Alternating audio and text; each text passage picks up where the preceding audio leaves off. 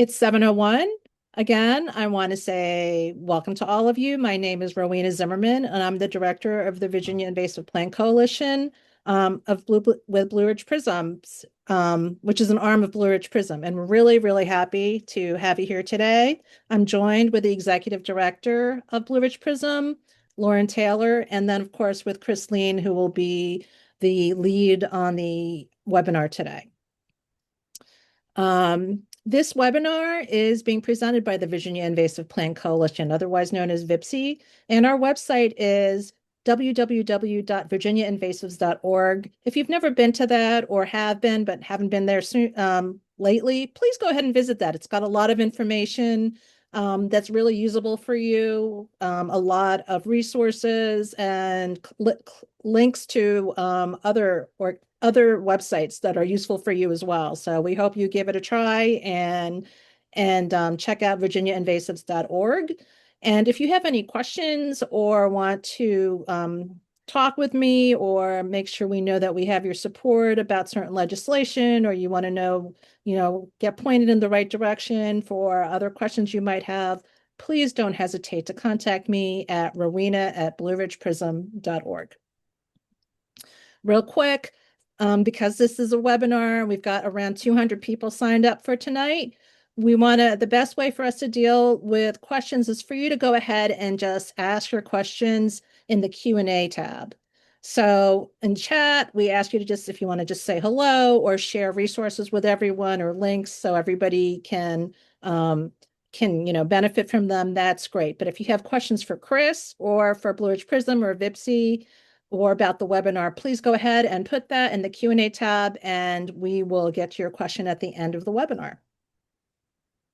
And without further ado, I want to introduce Chris Lean, who is the advocacy consultant for Blue Ridge Prism and is a principal at Southcliff Strategies. Okay, so I'm going to stop sharing, Chris, in just a sec and let you share your thing. Any moment now, I'm going to stop sharing. Okay. All right. Are you good? I'm good here. Yeah. Thanks, Rowena. Okay. There you Well, everyone, I am pleased to discuss the legislative and budgetary priorities that the Virginia Invasive Plant Coalition is going to be working to advance during the 2026 Virginia General Assembly legislative session, which will kick off on Wednesday, January 14th, and be shortly followed by the inauguration of Governor-elect Spanberger, Lieutenant Governor-elect Ghazal Hashmi, and Attorney General-elect Jay Jones.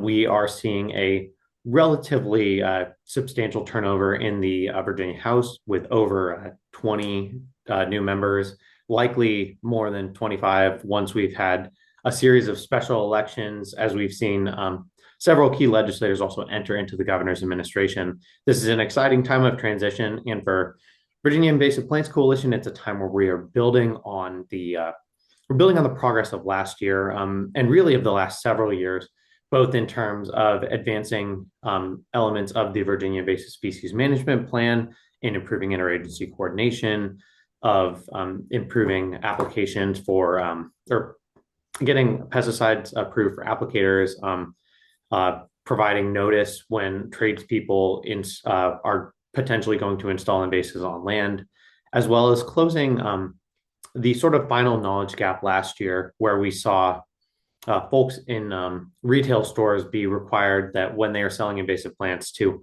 put a notice out so that consumers are aware of that they were considering to buy an invasive plant when they are looking at plants on the shelves. That retail element is important to build on, and we are going to do that by looking at a couple of different legislative options in 2026. Working alongside Delegate Holly Siebold out of Fairfax County, we're going to finally close the commercial viability loophole. This is a loophole that got introduced several years ago in regards to the noxious weeds designations. And what happened was that the designation of a noxious weed takes into account the economic impacts, environmental impacts, and the Noxious Weed Advisory Committee is is charged with making that designation. However, in the definition of a noxious weed, there is a note saying that if something is commercially viable, it should not be considered a noxious weed. This language is problematic. It's vague and undefined, so it could lead to certain interpretations. Like if you see just one seller selling a plant that's on the invasive species list, then that plant is unable to be considered as a noxious weed. And we do not want this barrier to allowing the best science dictate what should or shouldn't be sold in stores, or what should or shouldn't be subject to additional control opportunities um, to be present. So that closing this loophole is a key priority of both the Virginia Invasive Plants Coalition and Blue Ridge PRISM. We're pleased to be working with Delegate Siebold again on this. This legislation is going to be HB 109. It has already been introduced. We're looking at a couple hundred bills at this stage have been introduced. We expect at the onset of session to be really looking at about 2,500 bills. So we are just in the early stages of beginning to see legislation come across our desks. We are also going to be working. So what that is, the closing the commercial viability loophole, that is tackling which plants are out and available. We're trying to stop the spread of invasives getting into Virginia's landscape. The next two bills are really about what do we do once it's there? How do we manage the growing problem that we already know exists? And we are starting with number one, looking at how do we prevent the spread of invasive plants along state highways. Delegate Loffer, as well as a potential patron in the Senate that we are in close communication with, are looking at options for preventing the spread along Virginia state highways. First and foremost, by taking VDOT's current mandate to manage 3 plants, only one of which is truly an invasive along their roadways, and updating that to make sure that that their charge is to actually manage invasive plants that are along their roadway. And then we know that this is going to put a burden on the agency in terms of the responsibility, the tools, the training, the practices that they're going to have to implement. And so we want to get a head start on that. And although this year is a tight budget year, get them to commit to creating a plan so that we can, as a community, understand the funding obligation that's going to be required to make real progress on this. We know that when we look at where invasive plants spread, they spread where humans interact with their environment, and specifically along roadways where they can hitch a ride on vehicles, where improper maintenance practices can result in them being chopped up and spread. And so this bill will help. This will help introduce responsible maintenance practices. It'll help make sure that we get a picture on how much funding is going to be required to tackle this issue holistically. And it's going to provide a legislative mandate to really look at all invasives and not just 3 plants. The final bill I want to talk about is a bill that Senator Salim and Delegates Carlson, as well as Chief Co-Patron Siebold, are going to be working on. And this is a bill that was brought to us by one of our VIPSI members, the Fairfax Invasive Removal Alliance. Really want to give a shout out to the amazing work that those folks have done up in Fairfax County.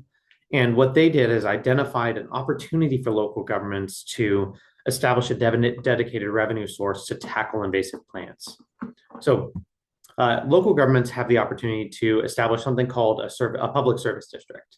This district can be established to conduct sanitation, they can do beautification, they can even manage invasive pests of the bug variety.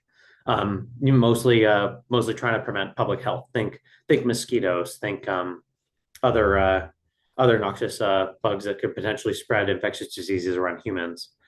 So, given that this public service district model is in place to allow localities to raise money, as well as allow localities to collaborate with their partners around invasive bugs, we said, well, why don't we just make it apply to invasive plants as well, and give those localities an opportunity to go to their citizens and say, hey, you've identified this as an issue. We've allocated general fund dollars to this. We've put in place. Maybe we've put in place grants. Maybe we have um, tried to create programs or establish volunteering, but we really need a dedicated source of funding to tackle this issue.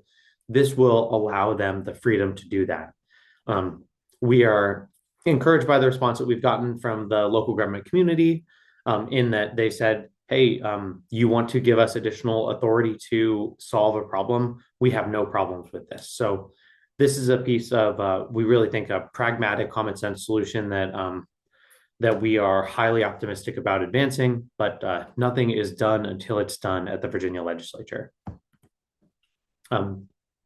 Want to move on to our budgetary priority. And so, as I mentioned before, the Virginia General Assembly is dealing with historic shifts in both Virginia's employment as well as the state budget. So we're really looking at a scenario where if we look at Virginia's fiscal outcome, both in terms of employment, the impacts of the DOGE cuts, and the impact that that has had on federal workforce. We look at a couple of the tariff repercussions, though those are starting to stabilize, and just a couple of the sort of macro geopolitical changes that have been happening. Virginia, as a Commonwealth, really was uniquely exposed and impacted by some of those changes. So it's those changes, and then also we're seeing a little bit in terms of agency funding cuts, so impacts to Medicaid, to other social services, where the states are going to end up picking up the tab. This has resulted in the Commonwealth, who has had really robust fiscal successes, and in a lot of ways, usually more money than expected every year.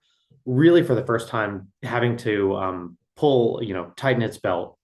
And our goal in this year is to say, hey, as you are tightening your belt, you need to preserve the progress that you've made on the Virginia Invasive Species Management Plan funding. It costs about $5 million a year to produce this interagency working group that is responsible for coordinating across really all of Virginia's public conserved land. So Department of Forestry, Virginia Department of Agriculture and Consumer Services, Conservation, Recreation, and Wildlife Resources, all working together to say, we are responsible for stewarding Virginia's public lands. How can we make sure that we can control and mitigate the impact of invasives on those lands? We were successful last year in acquiring funding for 1 year to support the Department of Wildlife Resources.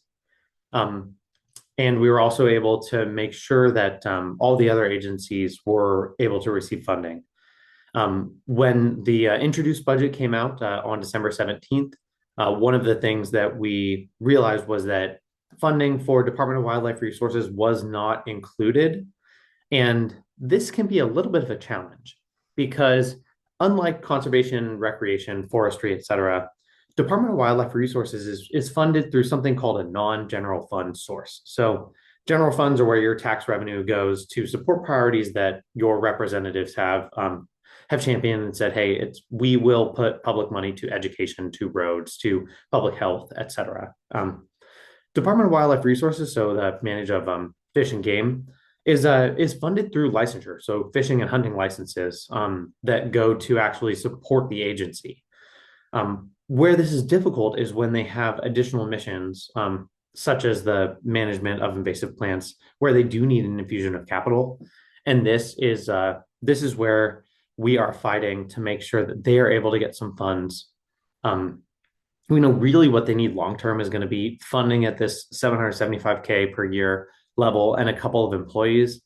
I think right now we are really seeing the Commonwealth not want to commit to funding additional employee slots until we're able to sort our long-term fiscal picture out. But what we can fight for is to make sure that we continue getting that $775K per year into Department of Wildlife Resources so they can be a full-fledged partner of the Virginia Invasive Species Management Plan. So that is going to be our big funding fight. It is, I think, continuing to deliver on the progress that has been made is a winning message, and we are excited to continue to fight for it. So that is what we're hoping to do. I want to go ahead and in the next 4 minutes here, just talk about the strategy and next steps that we can do going into session. So number one, as we prepare for action, the first thing you can do is let us know, do you think that the policy priorities, the budget priority that we laid out here are important priorities? And would you like to be someone who goes to your legislator and says, as your constituent, I care about this issue. I want you to deliver these results for our neighborhood, our communities, and for me as your constituent. If so, we would love to have you be a part of our effort. The legislators will sometimes listening to me, but they will always listen to y'all. And so anytime we have a chance to have your voice added to the call, we really are grateful for it. So some information in the chat about how you can sign up is going to be added by Rowena and Lauren here. So thank you so much for y'all's help. The other thing is, if you are connected to an organization and you would like to say, hey, HB 109 from Delegate Siebold, HB 88 from Lawfer, or the effort that we described in regards to the powers of service districts expansion, giving local government those tools. That sounds like something my organization would like to support. We would love to have you share that with us. And if you're comfortable, I'd like to be able to say, hey, when I go to a member and say, hey, this is supported by Blue Ridge PRISM, by members of the Virginia Invasive Plants Coalition, I'd love to be able to say, including A, B, and C, and your organization. It really lends some credence to the work that we're doing and would be a huge help. The second, in terms of pre-session outreach, and right now this is the stage that we're in, we are in the sort of describe the problem stage. So as members are getting letters and constituent correspondence and phone calls into their district, right now we want to sort of describe the problem. Say, as your constituent, oh, I care about these issues. Please do something about this. We want to create that need and that urgency to take action. And we have some links to call scripts, as well as a link to as well as a link to find your legislator that you can use to say, legislator, I would like you to do something about the spread of invasives on Virginia's highways. I'd like you to do something about empowering localities to tackle invasives. And I'd like you to do something about the fact that we can't designate noxious weeds, harmful plants as harmful and control and manage them effectively because of this loophole, because of this specific loophole, make it go away. That's really what we want to see happen this week, next week, as we're going into session. And then as the bills start coming up before committee, we'll be conducting a secondary effort through action alerts, through other outreach efforts tied to specific pieces of legislation to say, dear delegate, dear senator, committee members, subcommittee member, we want your support on this issue. We'd like you to vote yes on this bill. And after the need's been established and they've committed to trying to solve it, now this is our opportunity to say, hey, this is the solution to that problem that we introduced in Act 1. So that's sort of how the 1-2 punch is going to work out throughout session. If you are a part of the Blue Ridge PRISM listserv, which is something that can get entered into the chat here as well, you will get linked those opportunities to participate in those action alerts as well. And that timely outreach is really valuable going into those committee hearings. It helps, like we said, there's about 2,500 bills coming up this legislative session. And, in that, maybe a couple hundred are contentious. Our 3 that we care about, the way that we get them to punch and cut above the noise is to make sure that they're hearing from their constituents and not just special interests. So thank you very much. I want to say another thing you can do if you know your patrons, if you know the patrons of the bill, or if you just want to express your support, go ahead and reach out. You can thank Delegate Lawfer. You can thank Delegate Siebold for taking a stand on these issues. And building up our champions is another way that we are able to really show support, that there's growing momentum behind this effort. And so so I encourage you to consider doing that, to let us know if are you interested in visiting legislators who are on key committees. Is your organization an organization that is going to be in the General Assembly building? Sorry, that's what the GAB means there. Um, if so, let's talk about how we can work together. Um, and then if you would like, again, participate in our action alerts as those are made available. The final thing that we're going to do, fingers crossed, is post any key vote or post the session. We're going to thank our legislators. We're going to say, hey, we appreciate the work that you did. We appreciate you taking a stand on invasive plants. We are on protecting our natural environment, our neighborhoods, our communities, our parks, our farms, and from invasive plants. Thank you. It is really important that legislators know when I go into their office and I say, hey, this invasive plants are really coming into the public eye. This is something that we're seeing a huge awareness of and real demand for folks to solve this problem.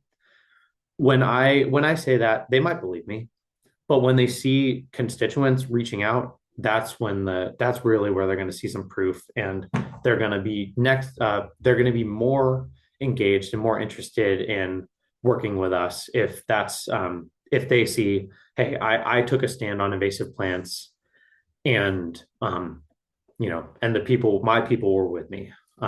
It makes our next steps and funding and supporting our future priorities that much more likely. So in advance, I want to thank you for showing up tonight. I want to thank you for the work that you have done to help prevent and control the spread of invasive plants in Virginia.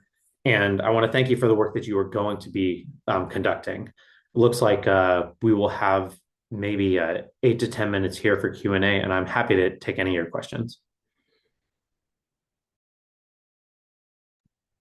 Great. Thanks, Chris. Perfect timing. Let's see. Lauren, I'll go first and ask this question from Susan Brown. She wrote, what will removing the commercial viability loophole do? Will it make it illegal to sell any plant deemed noxious or invasive, or will it just mean that they can now be put now there a warning or notice can be put next to the plant at a plant nursery? That's a great question. So to clarify, the law that was passed earlier this year is the retail signage bill law that when that goes into effect in January of 2027, any of the 39 invasive plants that are being sold in a retail garden center will be required to have signage placed in proximity to that plant. So that has already taken effect, but it doesn't ban the plants from being sold, and it doesn't prevent the plants from being added to the noxious weed law. So the commercial viability loophole prevents the board that controls the noxious weed list. It's the noxious weed list that bans a plant from sale in Virginia. So the board that reviews, and this is part of Virginia Department of Agriculture and Consumer Services. So the board that considers which plants can be put on the noxious weed list is currently restricted from adding plants to that list if they're considered commercially viable. So in order to be able to ban a plant like English ivy, for example, which is widely commercially viable, it's sold all over the place, we have to get this language out of the law. Once we get this language out of the law, then a plant like English ivy can be evaluated for being a noxious weed. It can be put on the noxious weed list, and then it can be banned from commerce. So it's a multi-step process to be able to take these particularly egregious invasive plants and ban them from sale. Great. Do you want to add anything to that, Chris, or did that pretty much cover it? No, Lauren 100% is 100% right. The loophole right now is stopping the science from being able to start, and stopping us from being able to control and to ban the sale of invasives. So I think the core piece that we are running into is we passed a piece of legislation saying if you have an invasive sold in a garden center, you have a right to know. That is step one. What this does by getting rid of the commercial viability loophole is we look at something. Maybe it's Chinese fountain grass and something that would choke out a farmer's field. And we say, hey, this could potentially be so noxious that we have to stop selling it right away. And that right now, that commercial viability loophole is preventing that important discussion about the economic harm caused by that plant, about the environmental harm that's being done to our to not just the farms, but to our forests, our public lands, from actually taking place.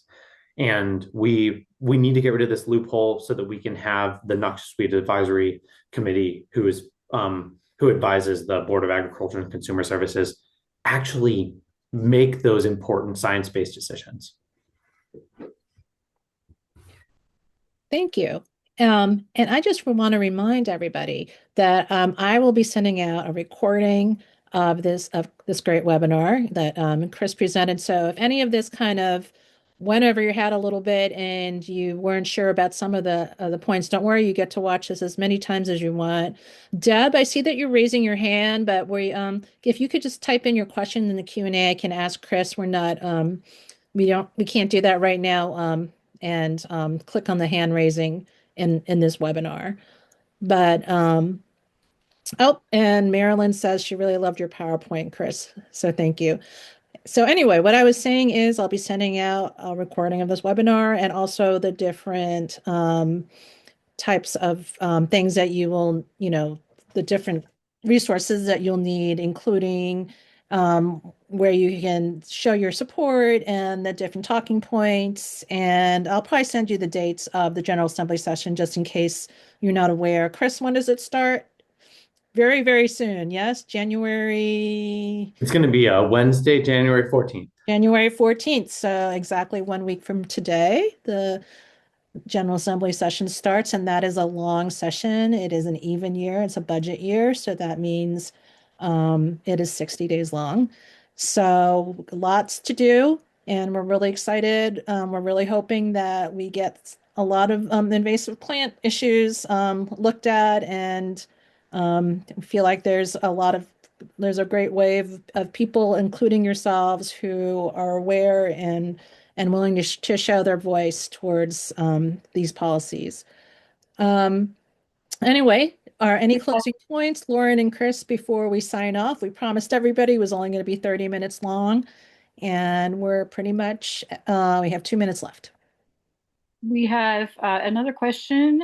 Connor Ransom is asking, do you have a sponsor for a budget amendment related to the DWR funding? Chris, do we need a sponsor for that process? We will, yes. And so one of the things that I have been following is, who do we ask? And I'd mentioned a little bit ago that we've seen some core legislators leave for the administration. One of those is a friend and ally at the legislature on our issue, David Bulova, is moving on to become a friend and ally on these issues in the administration. He's going to be taking an appointment as the Secretary of Natural and Historic Resources. He formerly chaired the Commerce, Agricultural, and Natural Resources Subcommittee of the House. And that's really, the chairman of that role is someone that we really want to work this through. I just today learned who might be filling in that role. So we're going to have some conversations with those with that incoming chair and see if we can't get them to carry this as one of their priorities. That's really going to be the best way that we get this through behind the scenes. If it is who I expect it to be, and I don't know if it's public yet, I am very excited about the pick, and they will be an excellent shepherd of this work. But yes, you're correct. Every bill or change to the budget does need to come through a legislator. Thanks, Chris. We have one more question coming in anonymously from an iPhone. Do you think we are asking to ban too large a list at the start? Growers are pushing back. I believe New York State started small and successfully banned their top 5. So it's important to understand that we are not asking for a ban at this point. We're asking for the ability for individual plants to be considered for the noxious weed list, regardless of their commercial viability. So we currently have 24 plants in Virginia on the noxious weed list. So compared to 103 plants on the invasive plant list, which is a non-legal authority list. So approximately 1/4 of the list of invasive plants are currently already banned. Plants that are not being sold in commerce are completely up for grabs for being added to the noxious weed list potentially. But we want for plants like English ivy, for example, to be considered to be added to that list. Plants have to go through an extensive protocol evaluation to be added to the noxious weed list. They don't get added willy-nilly, and we are not asking for a wholesale ban at this time. So hopefully that answers that.